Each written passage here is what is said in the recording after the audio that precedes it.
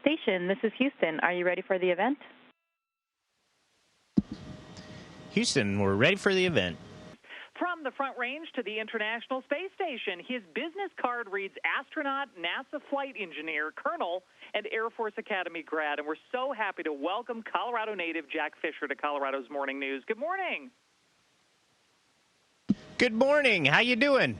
Oh, I'm absolutely fabulous. How exciting to get to go live to the ISS. I know you're a big fan of your hometown radio station. Are you getting withdrawals from being up there and not being able to hear us?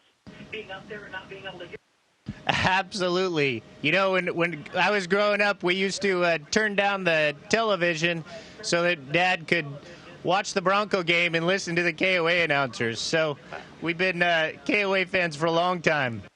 Awesome. Well, you've been up there at the International Space Station since April. How has it been? And tell me about those first few hours, the first time you've been in space, what you're thinking about. Are you pinching yourself? Oh, absolutely. You know, this is a radio interview, but I'm hanging from the ceiling like a crazy space bat because I can, and it's so much fun. The first few hours, actually the first few minutes, after about 8 minutes, I was already in orbit, and looking out the window, you see this thin, frail blue line that holds all the life we know of, and it was just amazing. It was a perspective change, and some of the views and the fun that you have up here, and the sense that you're actually contributing and making a difference is phenomenal. I absolutely love it. Your day-to-day routine? What do you do up there at the International Space Station? Well, we keep pretty darn busy. We get up about 6 a.m. We have to do about 2.5 hours of working out a day in order to maintain our muscles and bone mass so we don't come back to Earth looking like a 90-year-old man. We also then, from about 7 in the morning till 7 at night, we're working science. So that's our main goal, and the main purpose of this wonderful floating laboratory is to work. We'll be working about 300 experiments over the 5 to 6 month increment. So it's a fantastic amount of science. Really looking forward to see what discoveries we can make. And then obviously we have to upkeep the station, keep the systems running, and you know, eat and sleep and all of those wonderful things. I want to talk about what you eat, but back to the experiments quickly. Anything from CU Boulder? Oh, my gosh, yeah. There's a gal that we work with almost daily, Shankini, that's at CU Boulder, and one of my favorite experiments that Peggy was working on yesterday and the day before is we found that we can grow not only grow cancerous lung tissue in space a lot more rapidly, but then we're also testing a drug, and it's kind of like a targeted drug. I call it a cancer-seeking missile. You can't take the fighter pilot out of the astronaut. And it's been doing great. So we're really excited about that. My daughter has had her own battle with cancer, and so it touches close to home, and we're really excited about the thought that we could have such a big impact on such a horrible disease. I read that you have 2 daughters, and your wife is actually from Boulder, so very cool. Let me ask you about the food you're eating. We've all seen The Martian with Matt Damon. Are you eating MREs? Do you have anything exciting like ice cream? What's the weirdest thing you've eaten up there in space? Well, if you ask Peggy, she'll say pretty much everything. I put hot sauce or ranch dressing on a lot of stuff. But yeah, most of our food is like an MRE in those packages, or it's freeze-dried and dehydrated, and then we can rehydrate it with water. But you can be creative. There's a bunch of sauces and things, and, you know, it's not so bad. And when a vehicle like SpaceX comes up that has a refrigerator in it, they'll send us a little treat like a little ice cream bar, and we really love those. Oh, that's awesome. By the way, if you're just tuning in, you're wondering who the heck is she talking to? That's astronaut Jack Fisher. He's from Louisville, Colorado. He is up in space right now at the International Space Station. I believe we're simulcasting with NASA TV. Jack, every astronaut has a different take on what the Earth looks like from space. How would you describe it? You know, it's got so many different moods. You can see things that are just incredibly beautiful. You can see things that are scary, like a hurricane or a cyclone. I took a picture the other day. I'll try to post it with the sunset and the oranges and blues, Bronco colors, are amazing. It takes your breath away almost every time you look out the window, whether it's day or night. It's just awe-inspiring. Yeah, to see a sunrise or sunset up there must just look amazing. Does it make you realize how small and fragile the planet is? Oh my gosh, yeah. Like I told you, right after I got to orbit and I see this little thin blue line, and everything we know is in that little thin blue line over this huge planet. So you really see the frailty of what we have and how special it is. But we also look outward, and we're just amazed by the number of stars and galaxies and just the expanse of space. And everybody who's an astronaut, anybody who's working at NASA is really excited about the possibility of exploring further and finding out what else is out there. Jack, are you back by the holidays? When are you coming back down? Well, it depends. Space flight isn't an exact science as far as when we come up and down. I should be coming home around September. Might be as late as November. It'll just depend on the schedule and when the rockets come out and get ready. Oh, I thought you almost said the Rockies. Have you been following how well the Colorado Rockies are doing? Man, I went to the academy in '95 when the Rockies came, and if you cut me, I'll bleed orange and blue. I'm a Broncos fan like a crazy person, but I can't claim that I'm a baseball fan because they kind of came after I was already gone and in the military. All right. Well, it's so fun to be a Rockies fan right now while they're winning 58-43, I think their record right now. Jack Fisher, what a pleasure to get to talk with you. This is certainly the highlight of our day. I have a feeling it's probably not the highlight of yours. You got a lot more important fish to fry, but thank you so much for joining us live from the International Space Station. Well, thanks for having me and talking to me, and hello to everybody, all my family and friends in Colorado, and love KOA. See you next time. Station, this is Houston ACR. That concludes the KOA portion of the event. Please stand by for a voice check from KFI Radio. Station, this is Trevor Gertis with KFI Radio. How do you hear me? Hear you loud and clear. How do you hear me? I hear you great. Nice to talk to you.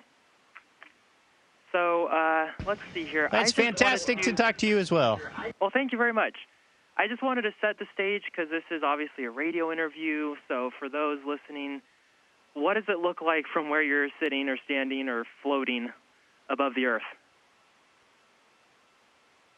Well, right now I'm in the U.S. laboratory. I'm actually hanging from the ceiling just because I thought that would be fun, even though it's a radio interview. It's still fun. This is kind of the heart and soul of the U.S. segment of the space station. It has some of the primary systems as well as some of our larger experiment racks. We only have one window in here that's actually occupied by an experiment, so I can't see outside from here. But it's still super fun because you get to float and work on science. How cool is that? Well, yeah, floating I think is pretty much everyone's dream and for life. I think that just sounds amazing. So I was wondering, you're up there working, staying in shape, doing all this scientific research. How much time do you actually have to sit and look out the window and take photos? We have a bit of time. Every now and again, we'll get some free time on the weekend or at night, after our main activities are done. So we get some time, and it's time well spent to go sit in the cupola or down to the Russian segment. They have some really high-quality windows where we can take pictures just to go and just soak up and get all pruny in the beautiful views that we have of our precious Earth. And when you look down, is it easy to tell what part of the Earth you're looking at? Can you say, like, oh, look, I feel like I'm right above Colorado. There's my family down there. Well, I'm getting smarter. Somebody like Fyodor Yurchikhin, our commander now, who's been up here, this is his fifth space flight. He can tell you where we are anytime by looking out this window for 5 seconds. It's amazing. And he's teaching me how to find all the places, and okay, to find the pyramids you go here and here, and I'm learning, but it's a slow process because you see stuff in such a different, wildly different and beautiful perspective that you're not used to, that sometimes it really throws your brain for a loop, and you just want to sit there with your mouth open and enjoy the beauty as opposed to figuring out exactly where you are. That sounds really amazing, and obviously that's what everyone dreams about when they think about being an astronaut. And I actually was wondering how your dream of becoming an astronaut started, because when you look up your bio, you have a very extensive military experience, and lots of time in the military, flying all sorts of aircraft, serving overseas. How did you make that transition to studying to become an astronaut?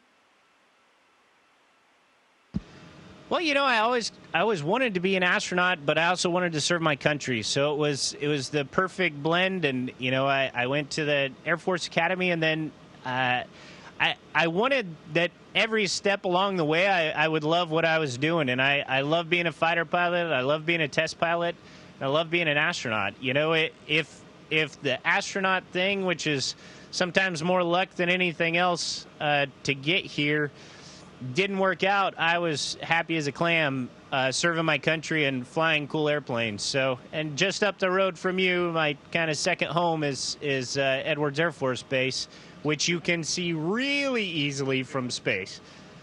Really? Well, it's pretty big. Well, those big old lake beds are pretty easy to spot.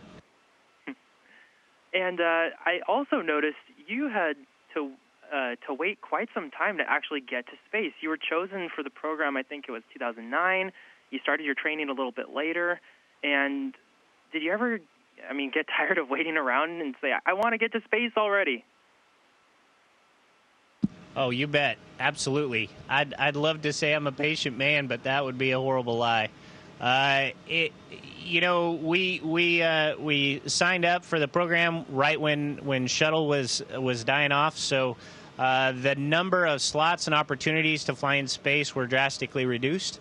Right now, we're kind of sitting at this launch point where commercial providers and more opportunities on the space station, as well as further deep space exploration, are giving us more opportunities to go into space. So I think our class and the following two classes are going to be able to fly maybe a bit sooner than I did. And do you like to think that maybe someday you could get to venture further out in space, or do you think Earth orbit's about as far as you're going to get as an astronaut? I'd love to, absolutely would love to, but I also feel that it's important to take all the experiences that you're given, treat them as a gift, and give back what you can with those experiences. So, we're looking 10, 15 years down the road.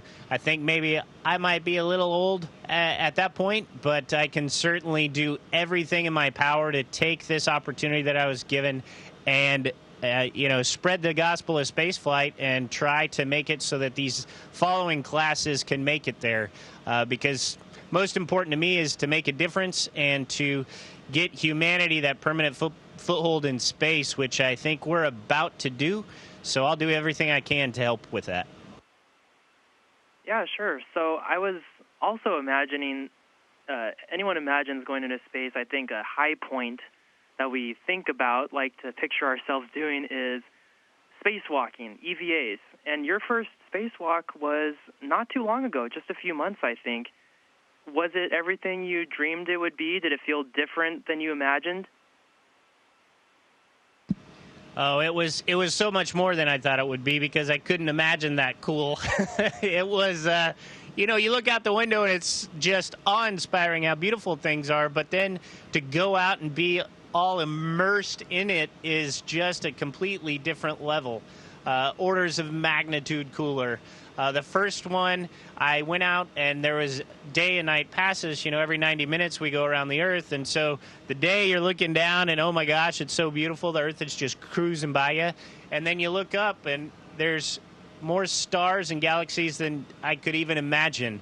It was just mind-boggling. And then the second one, we were in daylight the entire time because of our position over the Earth. And just seeing the sunset, sunrise kind of beauty all the time during that EVA was just amazing. And I come from a construction family, so, you know, being out there and working with my hands is just something that really gets me going. And then another aspect of the astronaut experience that I think we forget about sometimes is you actually get a lot of attention from pretty high-level people. I mean, I was seeing, of course, you got a phone call from the president not too long ago. I saw Garth Brooks called up to sing to you guys. I don't know if there's any others that you'd like to mention, but I was also curious, do you have maybe like a wish of a celebrity that you would love to get a phone call from? Well, I think Garth would have been pretty darn high on that list. The River's my favorite song, and he's my favorite artist, so that was a dream for me. Obviously, what an incredible honor to be able to talk to the president about space, and that was shortly after Peggy had surpassed the U.S. record for the most days in space of any U.S. astronaut, which was, you know, a huge milestone. So, you know, you're up here, and it's not you can't think of it as, oh my gosh, it's this personal thing. It's not. We're the face of this massive organization and massive team, the world over, multiple control centers and thousands of people that make this place possible. So we're trying to do our best to represent all of those people and that team to whoever calls, and you know, explain what an incredible laboratory and what incredible science we're doing up here to change humanity for the better. Well, thank you so much. That's all the time I think we have, but it's been such a privilege to talk to you, astronaut Jack Fisher and Colonel in the U.S. Air Force. Thanks so much for taking the time to talk while you're floating up there, and keep waving down here to Earth for us. You bet I will. You guys have a great day. Station, this is Houston ACR. That concludes the event. Thank you, KOA Radio and KFI Radio. Station, we are now resuming operational audio communications.